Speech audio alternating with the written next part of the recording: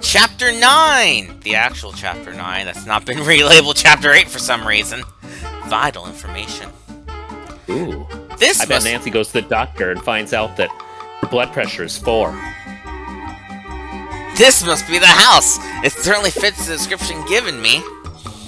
As she spoke, Nancy drew pause before a square, one-story frame building which stood dejectedly in the center of a yard overgrown with weeds and dandelions. Also daffodils and daisies. Yeah, and turnips and oak trees and beanstalks. And fleas. And the Empire State Building. You know the drill. The cottage was sadly in need of paint, and pickets were missing from the sagging fence which enclosed it. A boardwalk, which led to the front porch, had begun to rot away and offered treacherous footing. I'm sure I won't collapse through it and find myself in the secret tunnels under the city. I was kind of hoping Nancy would go, oh, and there's Park Place. Now I have the set. The place looks deserted, but I'm sure Abigail Rowan must live here, Nancy assured herself as she made her way up the walk, gingerly avoiding loose boards which threatened to fly up at her. Also, avoid the shotgun traps and the literal panthers that roam the grounds. Early that morning, she had left River Heights in her final quest for information concerning the Crowley will. Nancy did not know exactly where Abigail Rowan lived, but she had taken the Westlake Road and had made inquiry along the way. Neighbors had assured her that she could not miss the place, as it was the most run-down house on the road. I'm just imagining her going door to door. Are you Abigail? No. Are you Abigail? No. You're Abigail, right? No. Shit. It's been 5 days. If Abigail can't help me, I'm at the end of my string, Nancy thought as she rapped on the front door. There was no response to her knock, and she rapped a second time. I have more Eminem songs, I swear to God. She was about to turn away in disappointment when a slight noise within the house attracted her attention. She was certain her rap had been heard. God damn it! Who's there? A muffled voice called. I was just being chloroformed when I heard Eminem. If you're a peddler, I don't want anything unless you have the DVD set of Person of Interest. In which case, go fuck yourself. Get out of here. I don't want anything. I'm not a peddler, Nancy called out reassuringly. Won't you let me in, please? Oh, that doesn't make any sense. So, you're not a peddler, but you could be anything else. There was a long silence.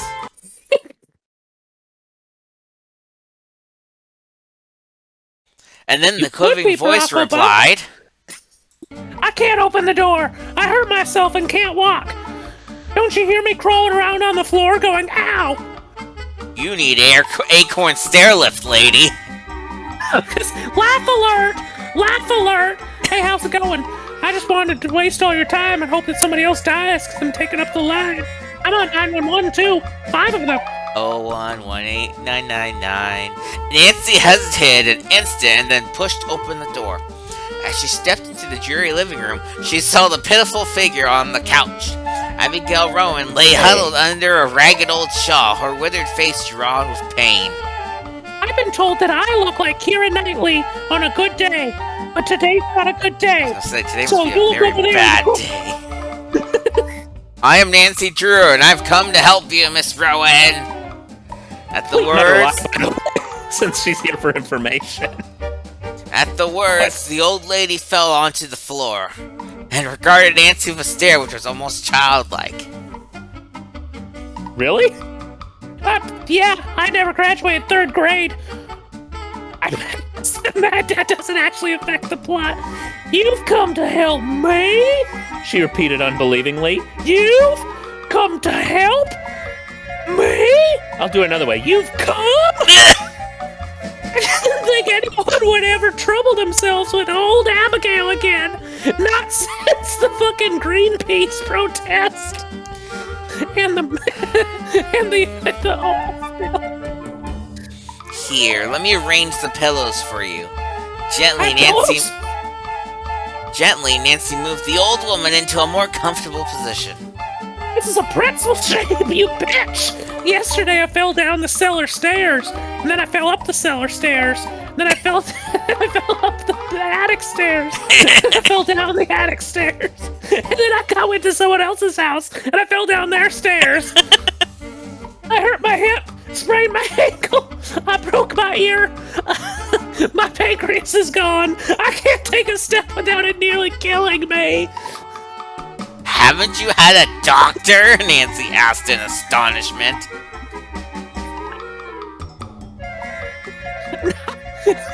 Not since I met the United Healthcare CEO. That was a rough joke, actually. Is it too soon? I don't even know. There ain't been a soul come near me. Abigail sighed. I just lay here on my bed and wondered how soon the end would come. Holy shit! It's okay, I was watching Heated Rivalry in the meantime. I'm getting along in years. Now it won't be long. Nonsense! Nancy protested brusquely. Close enough, I don't care. Brusquely, probably, but whatever. I guess it's just... B word.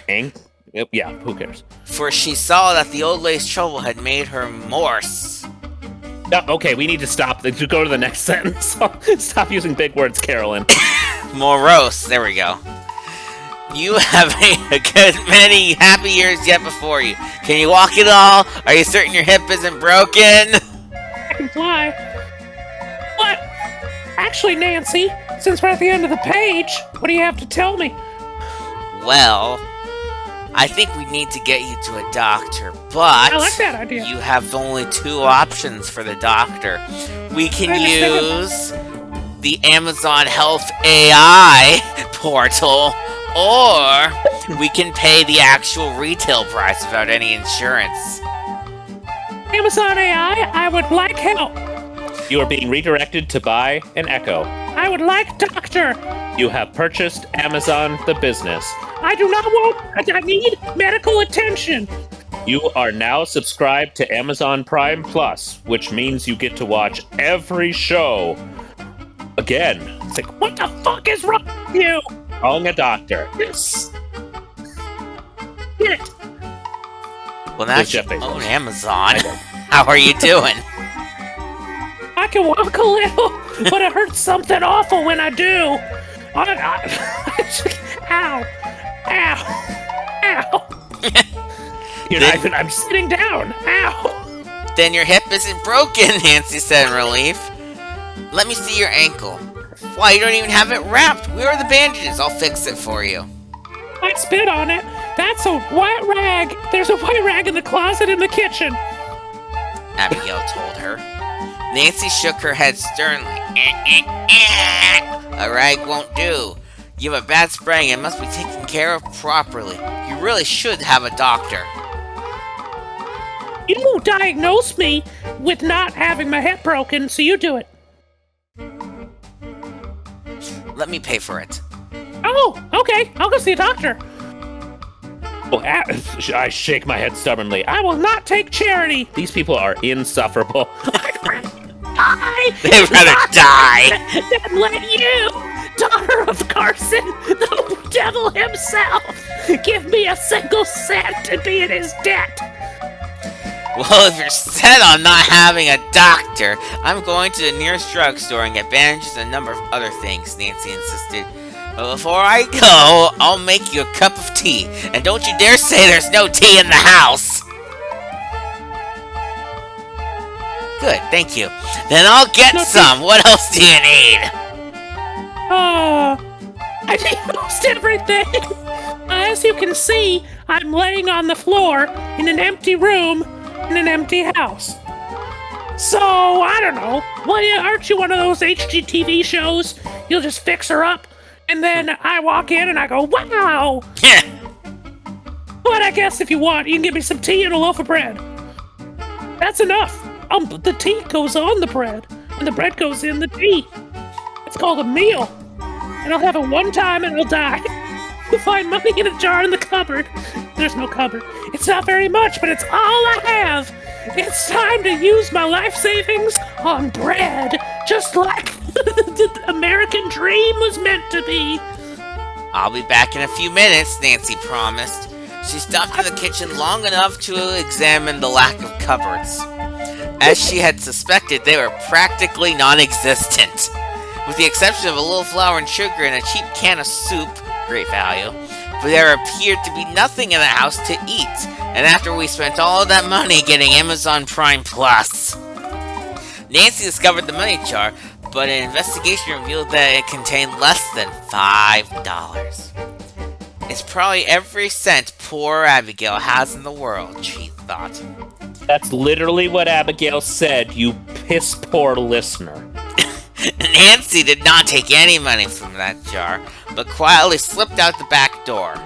Hurrying to the roadster, which she had left in the middle of the road, she drove to the nearest store and ordered nearly $10. Oh my gosh, you're living in the good timeline still. $10 worth of groceries, which they would be like one bag of chips and a carton of eggs, if that. I was legitimately thinking, I think I bought in a bag of jelly beans for $10. So eat up, Abigail. My last meal. It'd be a good one. Licorice undead. It'd be a good one unless Nancy bought the Bean Boozled beans. She wished that she might take a doctor back with her, but she realized Abigail would burn the house down if she did, and would not accept the service, since she could not pay for it. Before she returned to the cottage, Nancy stopped at the drugstore and purchased bandages and liniments. She carried the supplies into the house and quickly set about making Abigail more comfortable. She bathed the swollen ankle and bound it neatly with a clean bandage. Thank you for getting me the liniments. Please explain what the liniments are. It's a long word for linens, I think. That's what I was kind of hoping myself. It feels better already, Abigail lied. Maybe you should have kidnapped a doctor like I wanted you to, like the gangs do in like Chicago Med. But I don't know if I'd done if I hadn't come when you did. Just kidding. I would have died in my bed. As soon as she attended to the woman's immediate needs, Nancy built a fire in the kitchen range and put on the tea kettle. While she was waiting for the water boil, she raised the drawn shades and permitted the warm sunshine to flood into the room. While she did this, she told Abigail Rowan something about herself. I'm a girl. My name's Nancy. After the tea had steeped, she poured Abigail a cup and urged her to eat the nourishing meal she had prepared. What nourishing meal? You didn't fucking buy anything. Eat the liniments. Better consumed. Put them in your mouth. She was gratified to observe that almost immediately the old woman became more cheerful and seemed to gain strength. She sat up on the couch and appeared eager to talk to Nancy. Now that I've had one bowl of water, I'm literally healthy. Yay! Anyway, there ain't many folks that are willing to help an old woman. God help us, but hey, I've seen nursing homes. Agreed. If Josiah Crowley had lived, things would have been different, she declared. By the way, since it's Carson's choice of the game, how long did Josiah Crowley need to live to have stopped World War II and created world peace and ended hunger? Would it have been another 5,000 years? Or like 7 minutes? You'd be surprised what 7 minutes can do. He'll call President, and he'll go, Mr. President, end the future wars! And then he did. But sorry, Josiah Crowley died, so... Well, that's just a fun fantasy we'll have. And I guess since he's dead, he should have lived longer. That was a fail error. You bitch, you doomed us all to talking to Abigail multiple times. It's strange that he didn't provide for you in his will or stop the future world war. Thanks for the warning, I'm leaving the country. Nancy replied quietly. She did not wish to excite the old woman by telling her real mission, and yet she was eager to find out what Abigail knew about the missing will. She hoped that she might lead her tactfully into a discussion of Josiah Crowley's affairs, without raising hopes which might never be realized, because you did that to the Horner girls already, and they're mad. The weirdest thing is you keep saying Horner girls, and I said the Turner girls in the last chapter, and I think you just gave it to me. The Corn girls. I don't know. It's just, yeah. I guess there are more possibilities than we thought. How about that? Honestly, nobody's real. It's my opinion that Josiah did provide for me. Have you seen this floor? It's meticulous. He complimented me when I added it. Honestly, he left me shit. Many a time he said to me, Abigail, you'll never need to worry. One day you will die in your bed after I have died already. That's it, sorry. And then everything was left to the Tophams? Nancy encouraged her to proceed. And then everything was left to the Tophams. That was according to the first will, but there was another one. I don't know what became of it. Are you sure there was another will? Nancy inquired almost too eagerly, for Abigail immediately became suspicious. Of course I am. I didn't just eat that refreshing bowl of water to forget everything. Ned, I'm as sure of it as I am that I am the Queen of England, and that you are married to me. You saw it? I see that your lack of response is concerning. Yeah. I saw that will. You saw it? That's right, you gasped. She Then I nodded. nodded gravely. Mind, I didn't see what was in the will. One day, Josiah Crowley came in and said, look, a bingo card. And I said, that's the fucking will. Actually, he said, Abigail, I've made my will. I fooled them lawyers and wrote it myself, which is obviously the best thing to do in a legal situation. Promise. How long ago was it? Yesterday. Really? No, I frowned thoughtfully. No, I can't remember the exact date. It was about the time Josiah went to live with Richard and Cora. Known to us, perhaps? I don't care. I don't really know. Well, to go on with what I was saying, when Josiah showed me what he seemed they're mighty the tickled. Tophams. I thought they were, yep. Mighty tickled about, but that could have been all the people tickling him. Mind, he didn't show me what was inside. But he hinted that he'd done well by me. But Josiah, I said to him, are you sure it's legal to write it yourself? Of course, he said to me, I'm a sovereign citizen, the laws don't apply. I don't even need a driver's license. I've only been to jail because the man is out to get me. Oh, but you need to witness it. Do you know who witnessed the will? Nancy broke in. That's right, you're gonna have to fix that fucking window, Nancy. That's funny. No, I didn't ask him and he didn't say. I don't want any information. I barely knew the man. What was his name, Jeff? He just went out of the room. Honestly, never saw him again. I feel like I was harassed. Haven't you any idea what became of the will? Nancy's trying to get impatient. I'm gonna break through their window! I swear, that's the one that keeps out the sand. No. I reckon he hid it somewhere. That would be like Josiah. We know. We're absolutely thrilled. I remember he did say something about putting it where nobody can get it unless they have legal authority. Great. He probably hid it in his ass. So I don't know what became of it. I sense that you do not want to be shoving your hand up Josiah Crowley's dead ass. Perfectly not. You have to. You have to do it. Are you certain that was all he said? Nancy inquired, hopefully. She knew that Abigail had grown rather childish and that her memory was failing. I remember when I was 5 years old. I was the CEO of Kroger, and we had just been done fighting the raccoons. It seems to me that he did say something about what he was going to do with that will, but I just can't recollect.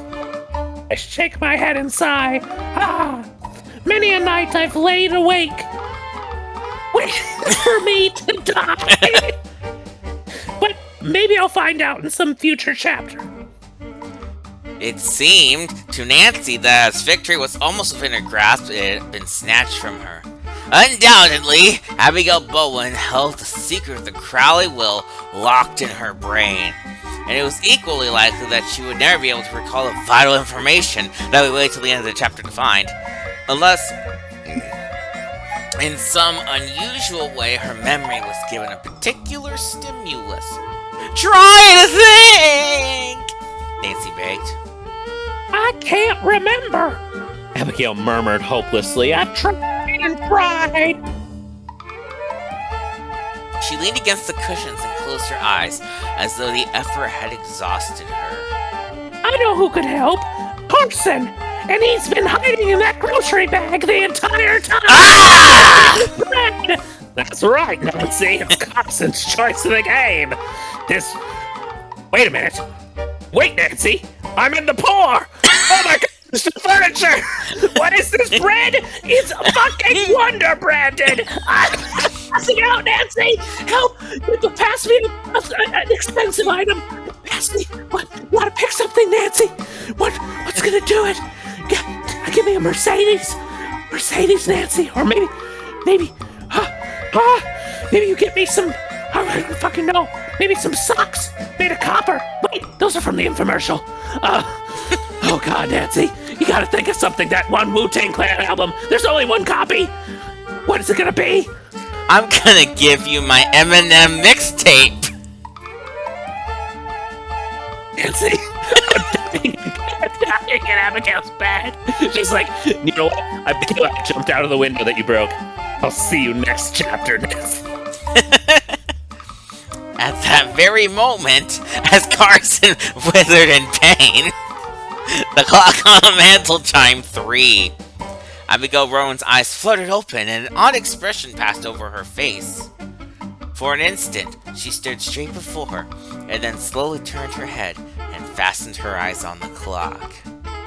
Oh look, a telegram came in from Carson Drew. It says, the clock is important. Also, actually no, I hate you. Love, Carson. In case you forgot, Nancy, there's a clock in front of you! What is that, Nancy? What do you think this item is? It's a bread box. Sorry, I did it. It was me. the Turner, Horner, Corny sisters the entire time. Well, this is kind of a weird place to end, but yeah, that's chapter 10 down there. See you then. See you then.